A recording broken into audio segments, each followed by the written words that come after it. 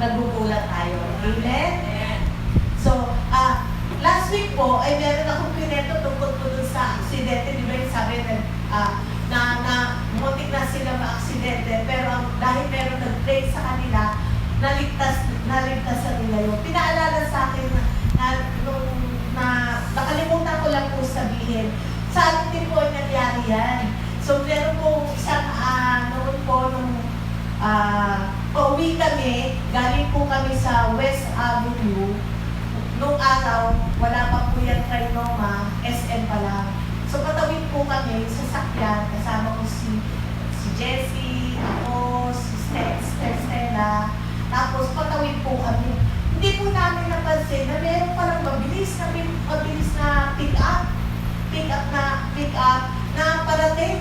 Talagang ang alam namin, talagang tatamaan na kami kasi ang usual pala, pag alam mo ikaw na, parang nagulat ka na wala nang, hindi ka na makakapagsalita. Pero at that time, nangusap po ang banal na spirito kay Sister Stella at sinabi, hindi kayo masasaktan. So, bali po yung parating na siya talaga, ang alam namin parang tatamaan na kami. Alam mo yung pick up, para po siya, pero humawak sa kanya, na ang pagka-break niya, di ba usually pag-break ng mga marunong mag-drive, gaganon, di ba? Pero siya, yung para po may pumitigil lang sa likod niya, na may humahawak, na gumagano'n-gano'n na siya, yung makina niya.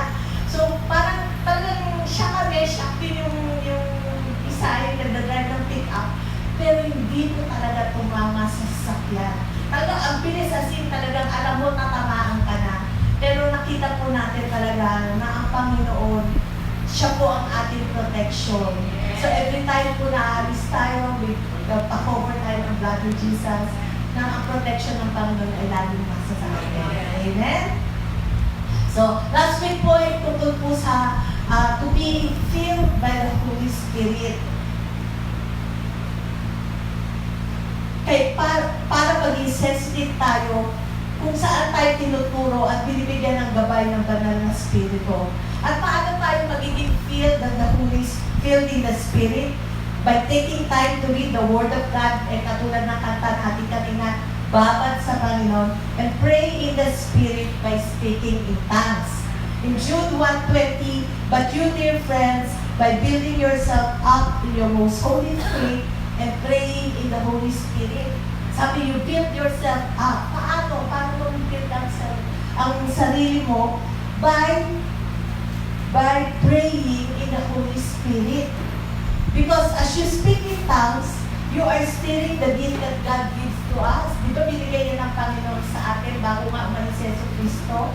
Sinabi niya ito at napaka-importante na matanggap ninyo ang banal na Espiritu. Because in John 7:38, he that believeth on me, as the scripture has said, out of his belly shall flow rivers of living water. Sabi nga natin, when the rivers flow, there is healing, there is peace, there is joy. Kung whatever yung sitwasyon natin, when we continue to pray in speaking in tongues, manaramdaman mo deep inside, nagkakaroon ka ng saya. Amen? Katulad nga po this week, alam natin na maraming pinagdaanan, pero I know na the Lord will always give us joy.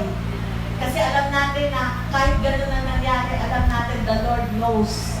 Diba? Alam natin na ang Panginoon ay nakakaalam ng lahat. And the only thing that we can do is to trust in Him. Amen? And sabi nga, wala tayong isa kong natutunan ay wala tayong why, bakit, gano'n. All we can trust is that God loves us and He knows what is best. Amen? In scripture, in our scripture verse in John 16:13, but when He, the Spirit of truth, comes, He will guide you into all truth. He will not speak on His own. He will speak only what He hears, and He will tell you what is to come. Ang Holy Spirit ay ang magtuturo sa atin ng katotohanan. Ano ang katotohanan? Na napagtagumpayan na ni Jesus ang kasalanan at at lahat ng sumpa. Ano yung mga sumpa? Sakit, kahirapan, kalungkutan, at hinuhanan na. Amen?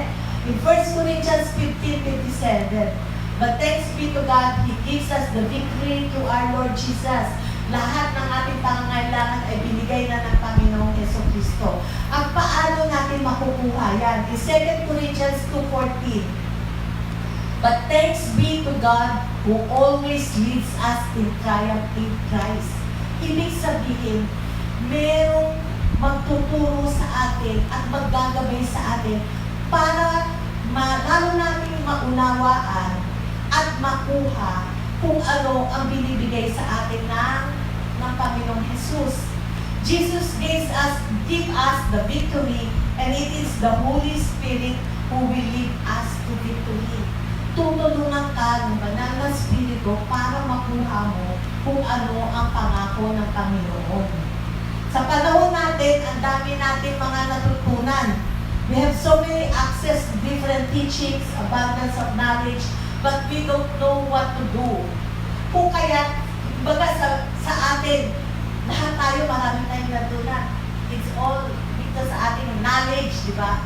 Pero, it is the Holy Spirit na magtuturo sa atin saan ito gagamitin. Sabi nga, kung kaya kailangan natin ang banal na spirito para ito ay turo sa atin. Colossians 1:9, we have not ceased, sabi to ni Paul, we have not ceased to pray for you and to ask that you may be filled with the knowledge. Alam po natin yan, di ba? Habang tayo nakikinig ng salita ng Diyos, tayo nagkakaroon ng knowledge of His in all spiritual wisdom and understanding. So the Holy Spirit will give us the knowledge, the understanding, and the wisdom. Ano ba yung tatlong yun? Knowledge is yung ating pong mga kaalaman, kung ano yung binigay sa atin, at kaunawaan para maintindihan natin yung salita ng Diyos. At ibibigay niya sa atin ng wisdom para makuha natin, mai-apply natin yung knowledge sa buhay natin. Amen? From how to go from point A to C. Kunyari, for example, andito ka, paano mo makukuha yung pangako ng Panginoon? Ituturo sa'yo ng banal na Espiritu. Dahil tayo, iba-iba sa atin eh. Iba-iba tayong personality, iba-iba tayong mga background. Pero ang banal na Espiritu, alam niya kung sino ka. Alam niya kung ano ang plano para sa buhay mo. Kung kaya siya ang magtuturo sa iyo. Sabi nga, yung like for example, yung sa Waze, di ba? Gusto mo pumunta dito, ito, kunyari, andito ka, gusto mo pumunta kunyari kunyari pumunta ka sa Luneta. Ituturo ng Waze kung saan ka dadaan, yung maluwag na daan, kung saan ka pwede umikot para mas mabilis kang makarating doon sa Luneta. Ganon din po ang banal na Espiritu. Ituturo niya sa'yo kung saan ka papunta. Amen?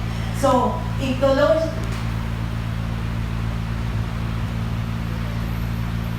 Katulad din po ng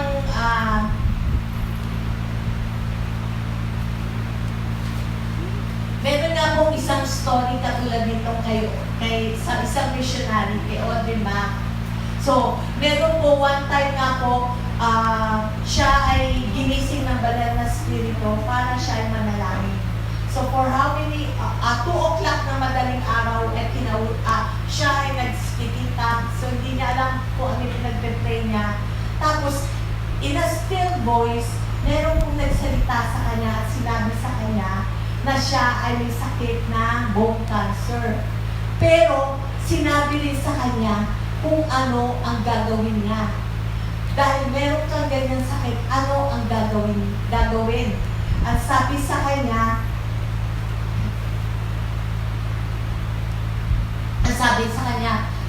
but the joy of the Lord is your strength.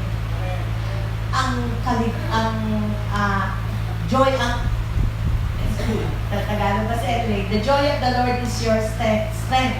Then after nung sinabi sa kanya yun, bigyan, ano ang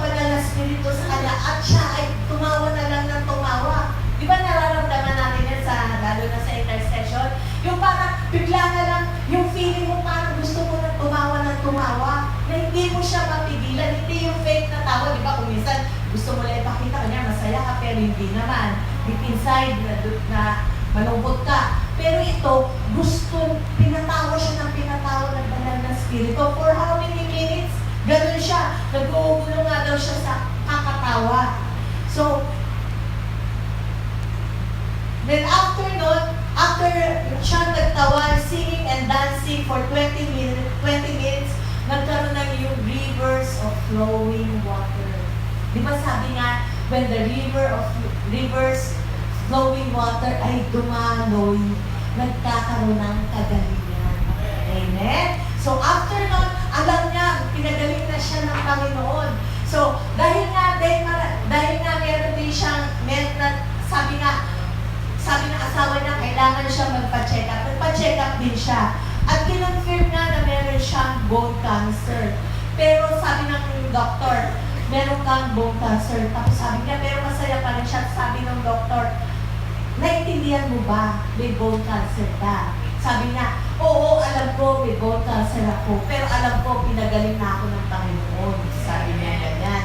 So, nangyari, after nun, di nagkaroon ng testing, nagkaroon ng pero pinaghahawakan niya, the joy of the Lord is my strength. Siya ang nagpagaling sa akin at magaling na ako.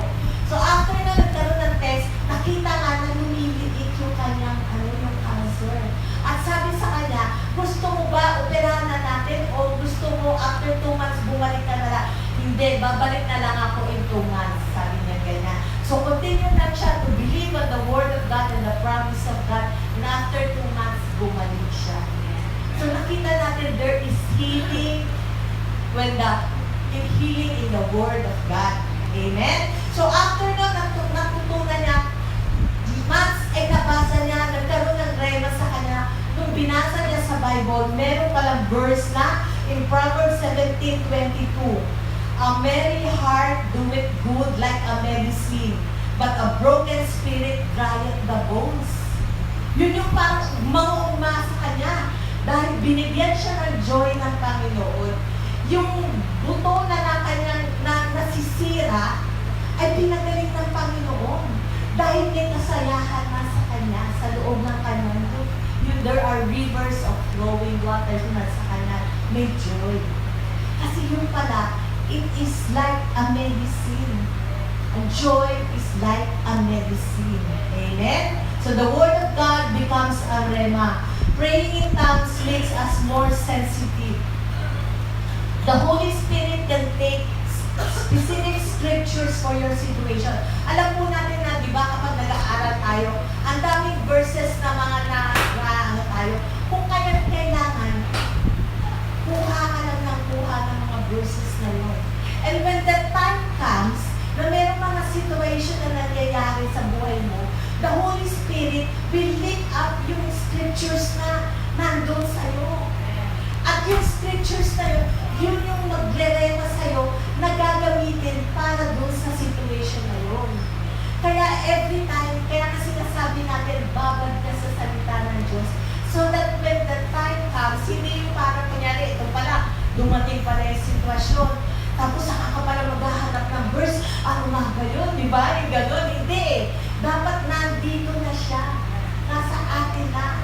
At the Holy Spirit will just pick those scriptures at ipapaalala sa'yo. Di ba? One time na sabi na, the Spirit will put in remembrance yung natutunan mo. Amen? Pero syempre, kapag wala kang napag-aralan, may hindi naman lang nakinig, di ba?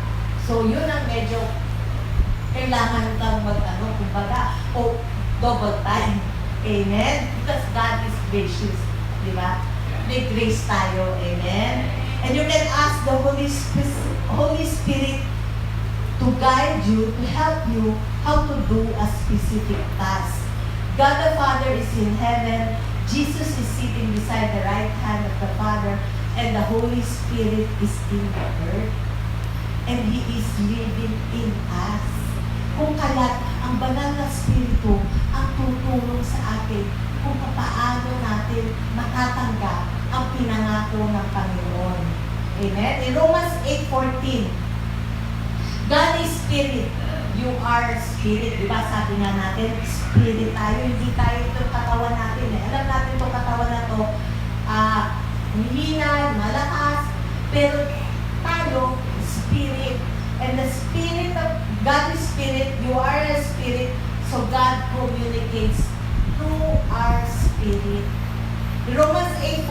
For as many are led by the Spirit of God, they are the sons of God.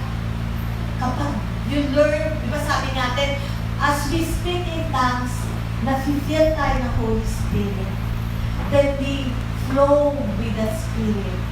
Ang nangyayari, natututo tayong idireksyon ng Panginoon. Hindi na lumalaban yung kaisipan natin. Kasi usually, kapag ang pinuno mo yung kaisipan, pinuno mo ng negative yung kaisipan mo, ang tendency, yun ang papakinggan mo.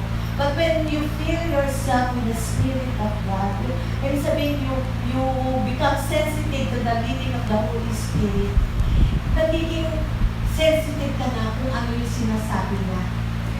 Hindi, kumbaga nadidetach na yung alam mo sa isip lang at sa ang leading ng banal na Espiritu. Amen? Sometimes as we Christians are led by our five senses and our emotions.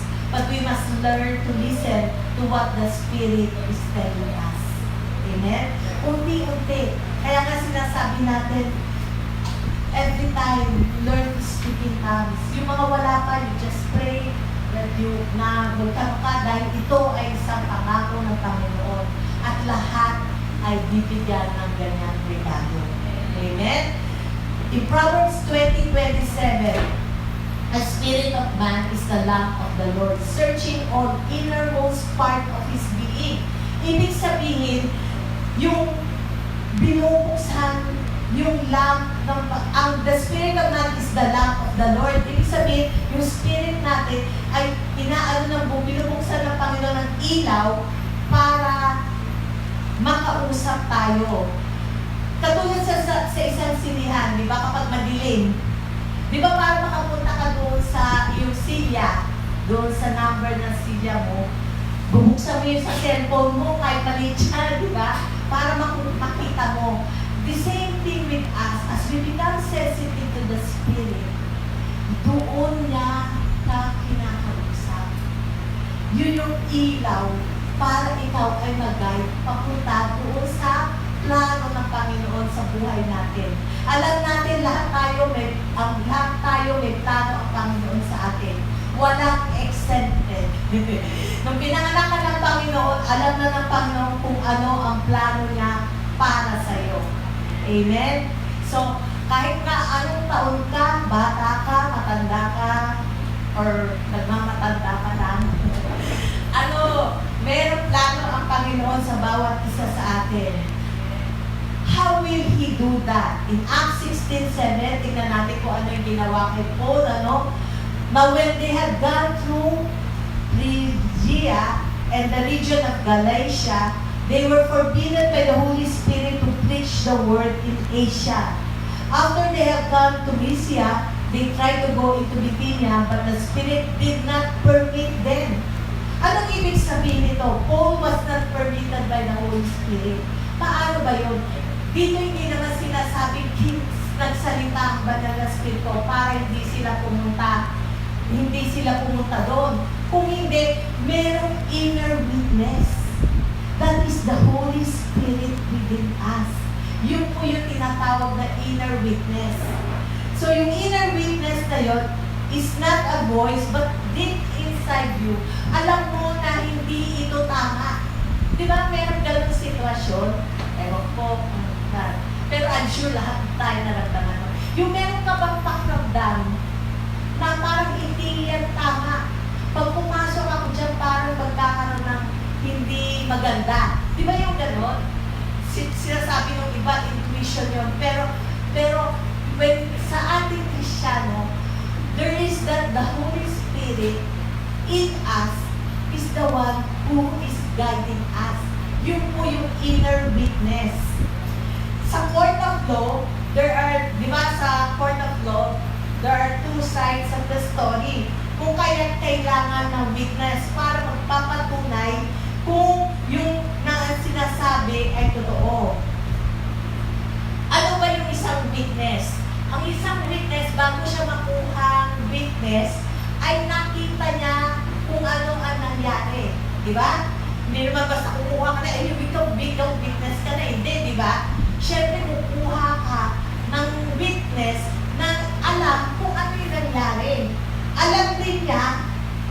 nakita niya ang nangyari at may kaalaman siya tungkol dun sa pangyayari. Kung kaya't siya ay naging witness.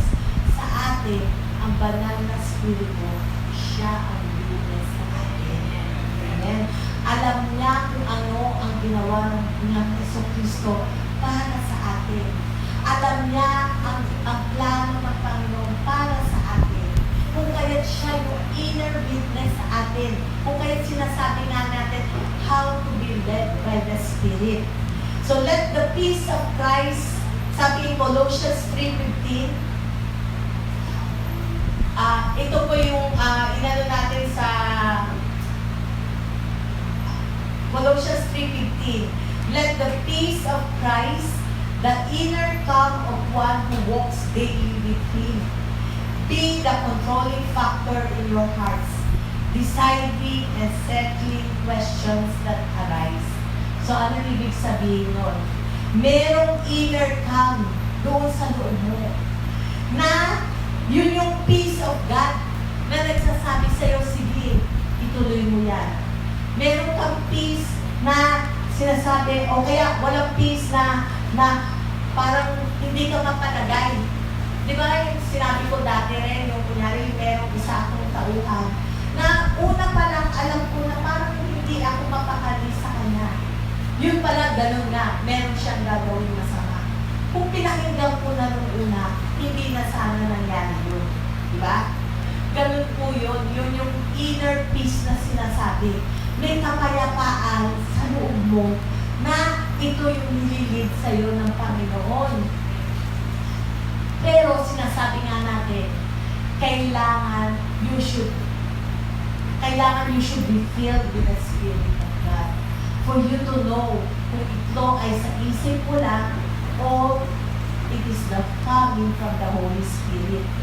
Kapag wala naman, ay tahimik ito at ito ay isang may peace ka. Katulad din sa isang basketball. Di ba, kunyari, meron niyang parang referee na kapag merong nag-foul, may nanakit, pipito yun, at papahintuin yung laban. Ganun din po tayo. Ang Holy Spirit ang nagdagabay sa atin. At kapag meron siyang sinasabi na alam niyang hindi yan makakabuti sa'yo, papahintuin ka niya. Meron kang hindi mapakali. Yung parang, di ba kapag hindi ka mapakali, kung minsan hindi ka makaupo. O kaya kung minsan hindi ka matutulog ka, hindi ka makatulog. Kasi meron kang hindi deep inside, meron kang hindi malaman kung ano yun. Parang alarm. In Isaiah 55:2, for you will go out with joy and be led forth with peace. Ito yung binibigay sa iyo ng Panginoon. Meron kang kapayapaan. Katulad ng isang traffic light. Ito parang example, Di ba alam natin sa isang traffic light, merong green, may red, at merong orange. Di ba? So, kapag green, ano yun? Go. Di ba? Kapag naman red, stop. Kapag orange, dahan-dahan ka lang. Pero ito, meron akong kaibigan. So, tinuturoan ko kasi siya kung paano magte-test para sa lisensya. Ang sagot niya, ganito, sabi niya. So, sabi ko, pag nakita mo yung green light? Go.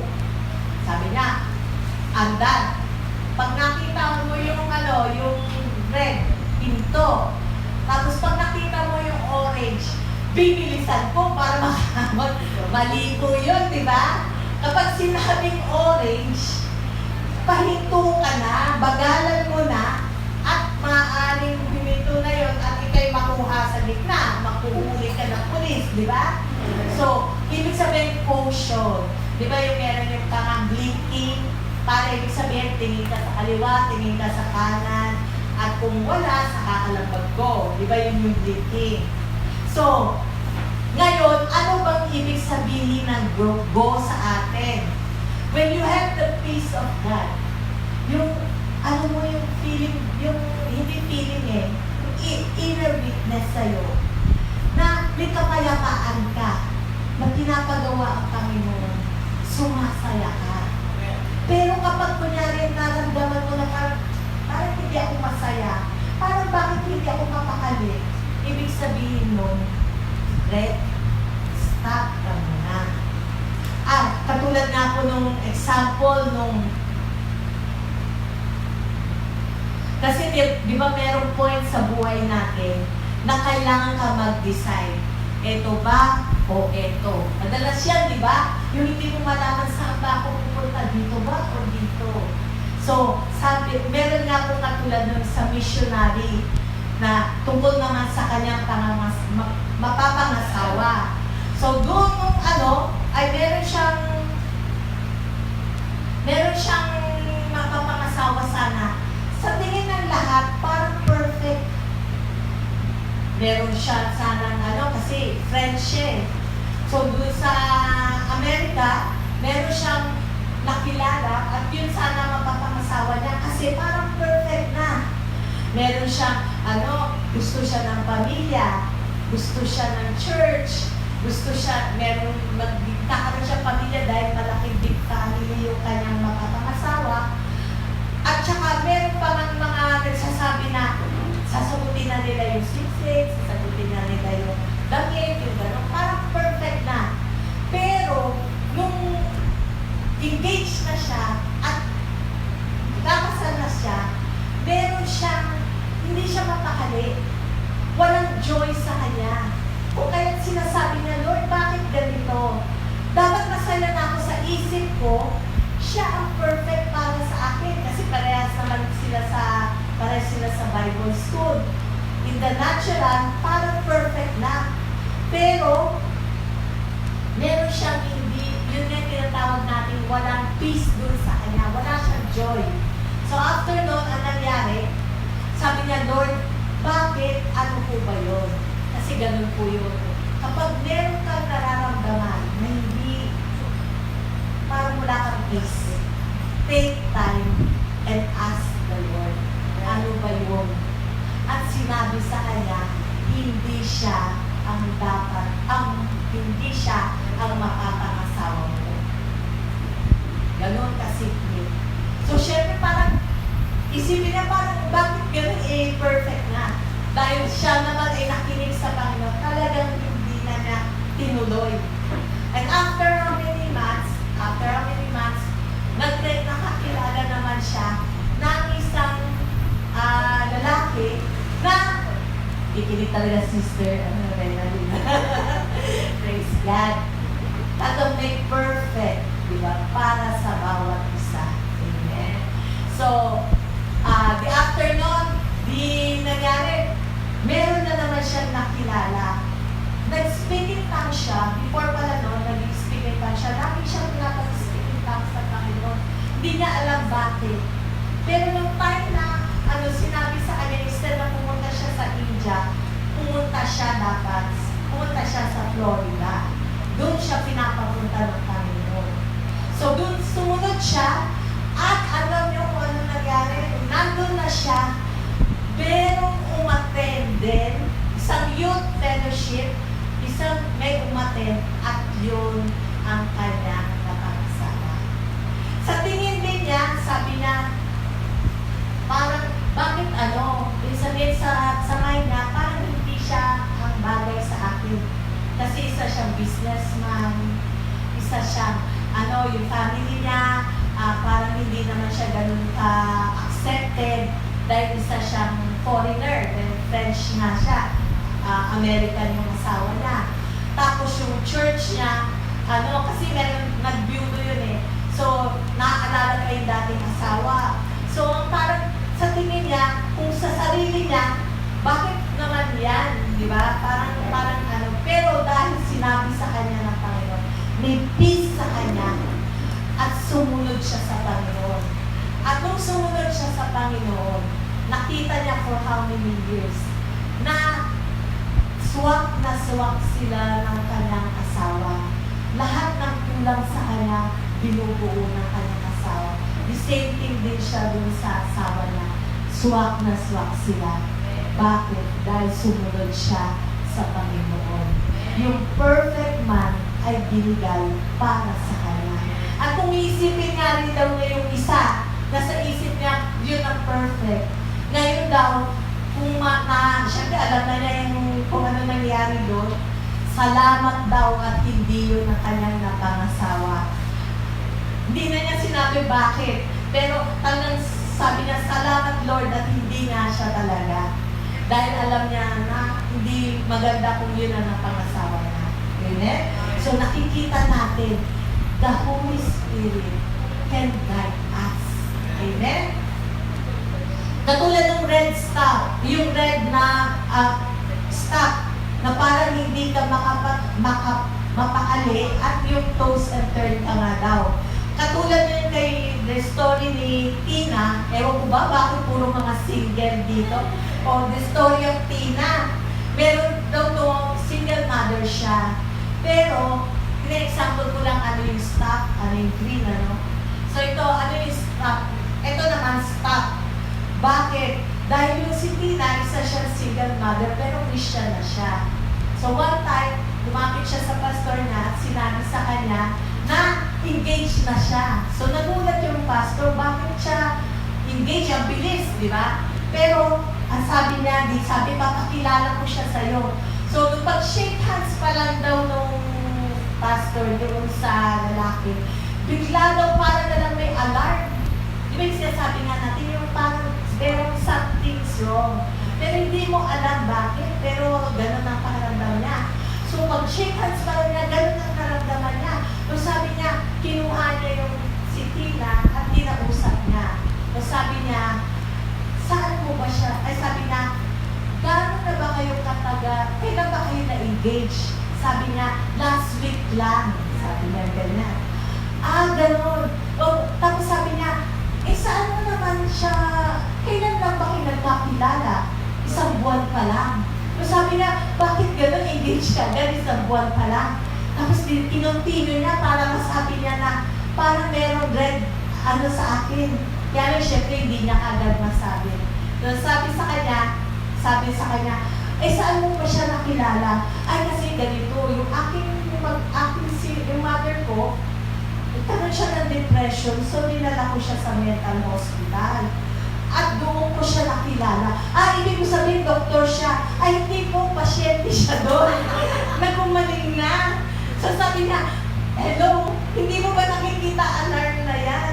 Alarm na yan eh, hindi mo pa rin ba makita? So, syempre dahil mabait siya, hindi niya masabi diretso. Pero sinabi niya, bakit hindi ka muna maghintay? Magkilala muna kayo para bago ka magpakasal. Hindi! Naging na siya, pinatanggap ko na siya kay Lord. Tumanggap na siya. Di ba? Maraming ganyan, May mga kabataan, di ba? Ay, tumanggap na siya. Nadala ko na siya minsan. Okay na yun. Pero gano'n nga. So, tinuloy pa rin niya. At alam niyo ang nangyari. After 1 month, sabi sa kanya, dumadating at umiiyak yung si Tina. At sabi sa kanya, totoo, tama nga ako ngayon. Alam niyo mo bang ginawa minsan na isang gabi? Nakasampa daw sa kanya at sinasakal siya. Sinasakal siya at dahil nakatakbo rin siya, nakalabas siya, pagpunta siya doon sa kanyang magulang. At doon dahil nga doon, nalaman niya na hindi nga talaga yung lalaki yun para sa kanya. At kaya lang, nag-undergo pa siya ng problema dahil doon, kung sumunod lang siya, hindi na niya sana inabot yun. Diba? So we should learn to listen, to be guided kung saan tayo dinadala ng Panginoon. Hindi porket mukhang siya na, pakinggan mo kung ano ang sinasabi ng Panginoon. Amen? So, next, are you flashing orange? Caution nga po Ang ibig sabihin nun, sa mga, di ba, yung mga driver, alam yun, di ba, tingin ka muna sa kaliwa, tingin ka sa kanan, at kung okay naman, saka ka matugo. At meron ganun instance sa atin. Kung minsan binigyan ka na ng pangako ng Panginoon, pero hindi pa rin siya nangyayari. Merong time kung minsan na ibibigay yan ng Panginoon sa atin. Amen? In Isaiah 28:16, He that believeth shall not make haste. or doon din na sa kabaliktaran nun, ay kuminsan, di ba yung, ito ang sinabi nila, parang go na ako. Ibenta ko na yung ganito at pupunta na ako sa Mindanao, doon ako sinabi nung prophet, ganun daw eh. Kuminsan kung walang witness sa'yo, yung it confirms with your spirit na yun nga ang para sa'yo, huwag mo munang gawin. Kasi hihintay mo muna yung pangungusap sa'yo ng Panginoon in the Word and in the Spirit na alam mo na yun talaga ang binibigay sa'yo ng Panginoon. Yun po yung flashing orange. Do it slowly, then just be open to the Holy Spirit leading, step by step, then speak in tongues until you have the peace of God. Katulad din po pag kunyari pumasok ka dito sa isang, di ba, isang appliance store, di ba yung sinasabi ka agad, ngayon ka na mag-decide kasi yung promo niyan hanggang ngayon lang. Yung 50% na yan, hanggang ngayon na, kaya bumili ka na, mag-decide ka na. Pero ikaw, pumunta ka lang doon para tumingin-tingin ka pala, di ba? Pero dahil saan, napakagaling yung salesman, nakabili ka kaagad dahil 50%, pero pagbalik mo, kinabukasan, 50% pa rin, di ba? Yung gano'n yung talaga lang pinapa-decide ka lang. Alam niyo yung mga salesman, ganyan yan eh. Pero tayo, bilang Kristiyano, we have to wait until the Lord tells you to go. Amen? So, question, is it right to ask for a sign? Diba? Kasi sasabihin mo, ba't si Gideon nag-ask for a sign? Diba? So, tignan natin yung story ni Gideon. He was visited by the angel of the Lord. Sabi pa nga sa kanya, the Lord is with you, mighty man of valor. Pero alam natin na si Gideon ay nagtatago, di ba, sa wine press, di ba, nag-press siya ng grain. Dahil nagtatago siya sa Midianites, pero ang tawag sa kanya ng Panginoon, mighty man of valor. Tayo, di ba, gano'n, kumisan, tingin natin, ganito lang tayo, pero ang tingin ng Panginoon sa'yo, you are mighty. You are beautiful. Amen? Yun ang tingin sa atin ng Panginoon. At ang sabi sa kanya, na siya maglilid sa mga Israelites para mapanalunan nila ang kanilang mga kaaway. So makikita natin dito ang example, pero ito ang sabi ni Gideon. Panginoon, syempre doubt nga siya, di ba? Panginoon, kung totoong ako, ikwento ka na lang kasi ang sabi niya, Panginoon, kung totoong ako ang maglilid sa mga yan, gawin mo ay basain mo yung fleece at yung fleece lang, pero yung ground tuyo. Sabi niya ganyan. Ano ba yung fleece? Di ba ito ay balat ng tupa? May picture tayo dyan. Ayan. Yan yung fleece, yung balat niya. So, kapag ganun po nangyari, maniniwala na ako. So, kinabukasan, nakita nga niya, nabasa-basa yung fleece, kita mo may tubig, di ba? Inano niya. Ibig sabihin, totoo ang sinasabi ng Panginoon, pinatunayan sa kanya. At hindi pa siya doon naniwala. After noon, sabi niya, Panginoon, kung sa sunod, pasensya ka na, para lang masigurado natin, pwede bang basahin mo lang yung ground at yung fleece naman ang tuyo? Kinabukasan, nakita nga, ganun nga ang nangyari. Tuyo yung fleece, pero yung ground basang-basa. Dahil pinatunayan ng Panginoon na yun ang gusto niyang mangyari. Sa atin,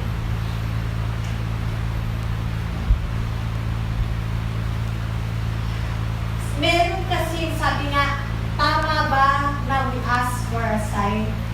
Dahil sa atin ay, tingnan natin in 2 Corinthians, at alam naman natin nangyari, nilid niya ang mga Israelites sa mga kalaban at sila ang nanalo. So ngayon sa atin, ngayon, in the new covenant, ang covenant ng Panginoon, ang Panginoon ay nasa sa atin na. Noong araw, nangungusap sila sa pamagitan ng mga propeta, ng mga priest, kinausap ang Panginoon. Pero the Holy Spirit is in us. Kung kaya't sinasabi na hindi yun ang paraan kung paano ka mag-ask sa Panginoon na direksyon. Because the Holy Spirit is in us. In 2 Corinthians 4:4, in whom the God of this world had blinded the minds of them which believe not, lest the light of the glorious gospel of Christ, who is the image of God, should shine unto them. Anong ibig sabihin? Ang mundong ito, ang naghahari ay ang kaaway. Kung kaya pwede ka niyang i-deceive, kung yun ang lagi mong inaasahan yung signs. Because Satan is the God of this world. Kaya he can make counterfeit. Pwede niyang kumpiyahin kung ano hinihingi mo. For example, sabihin mo, Panginoon, kung sino unang magbibigay sa akin ng rosas na kulay blue, siya na ang aking partner. Diba? Tapos, kung meron niyang kinausap yung isang mama na yun at yung pala pag nakaaway at magbigay sa'yo ng bulaklak, hindi nagkamali ka na. Diba? Kasi nga, Satan is the God of this world. Ang hindi lang niya kayang gawin ay ang peace of God na nasa sa atin. Kapag merong kapayapaan sa puso mo, yung may peace ka, na alam mo siya na, then yun ang kasagutan. Jesus said in Matthew 12:39, an evil and adulterous generation craves for a sign. Biruin mo yun, sinabi yan si Jesus mismo. Na yung mga adulterous, yung hindi tapat sa kanilang mga covenant, ay nangihingi lagi ng sign. Na doon binibase yung kung saan ba ako pupunta. Dahil, sabi na, ang banal na spirito ay nasa sa atin na. Amen? So, next, because the Spirit of God is in you and you have the Word of God. Another is it okay to ask word from the prophets? Di ba tayo, guilty niyan. Ako rin, guilty. Di ba kapag may narinig ka, uy, naku po, ano yun, magaling yun sa prophecy, magaling yun, may gift yun, di ba? Takbo ka talaga kahit saan yan. Minsan nga, gano'n ako pinuntahan ko pa sa Cavite. Kasi sabi nga sa akin ng kaibigan ko, ang galing yung mag-prophecy talaga. Ipa-prophecy niya sa'yo kung anong gagawin mo, kung saan ka ministry, ganyan. So, ako naman, punta pa ako, biyahe pa, overnight pa ako dun sa kaibigan ko para lang marinig ko, magpa-pray. At nga, gano'n nga ang nangyari, ang pray niya sa akin, ay yung talagang hindi nagmamatch sa sinasabi sa akin ng Holy Spirit. Hindi talaga nagmamatch. At saka, instead na ma-lift up ako, parang more on condemnation pa ang nakuha ko. So, sabi ko, kaya nga, instead na masaya kang ganyan, pag uwi ko yung lumong-lumo ako, yung parang talaga sabi ko, Lord, ganun ba ako kasama? Ganun ba ako? Parang ganun. Nagtanong patuloy ako. Kaya nga sinasabi, tapos naiyak pa nga ako, sabi ko, Lord, bakit ganun parang nag-question pa ako kasi sinasabi niya, meron kang ganun. Sa tuloy, wala naman akong nararamdaman na gano'n Kung kaya sabi nga, you have to test kung ano ang sinasabi sa'yo. Nauuna muna sa spirit mo. Then, the word will be a confirmation kung ano ang sinasabi sa'yo ng Panginoon. Nauuna muna, kausapin ka bago malaman nung magpa-prophecy sa'yo. Amen? Walang masama. There are times na pinaprophesy ka, maganda yon. But you have to judge kung ito nga ay para sa'yo. Because you know the promises of God. Kinausap ka na ng Panginoon. Alam niya ang pinapagawa niya sa'yo. Amen? And it is just a confirmation. Hindi yung pupunta ka sa mga prophets, pupunta ka dun sa mga yung mga magaling mag-prophecy para ma-lead ka. Hindi. It starts with you and with the Lord. Then He will speak to you at yun and then yung prophecy will be just a confirmation. Kapag hindi yun based sa salita ng Diyos, huwag mong tanggapin. Dahil hindi yun nangungusap sa'yo at sa salita ng Diyos. Kasi tao rin yun eh, di ba? Sometimes, hindi rin nila talaga nakukuha kung ano sinasabi. But ikaw, ang Holy Spirit ay nasa sa'yo. Siya ang mangungusap sa'yo based on the Word of God na binibigay niya. Amen? So, let us continue to, sabi nga, alam ko na as Christians, huwag tayong manatili lamang na parang Christian lang. Kung hindi, let us continue to build a relationship with Jesus. Dahil doon tayo lalakas. Amen? Doon ang ating kakapitan. And as we grow with the Lord, we will, sabi nga, like a river flowing, na parang ang agos ng river ay doon ka dadalhin patungo sa kanyang plano sa buhay mo. Amen? Sa praise God. Thank you, Lord. We praise your holy name. Salamat po sa iyong salita, Panginoon. Alam ko, Panginoon, na ikaw ang nangungusap sa bawat isa. Alam ko na may plano ka sa bawat isa. And Lord, we know, Father, na ikaw ang gagawa ng daan. Magbubukas, Panginoon. We will be at the right place at the right time. Lord, we will have that connection, so Lord God, na ikaw ang magbubukas ng mga pinto para sa bawat isa, Panginoon, upang mangyari kung ano ang plano mo sa bawat isa. And we thank you and we glorify you. In Jesus' name we pray. Amen and amen.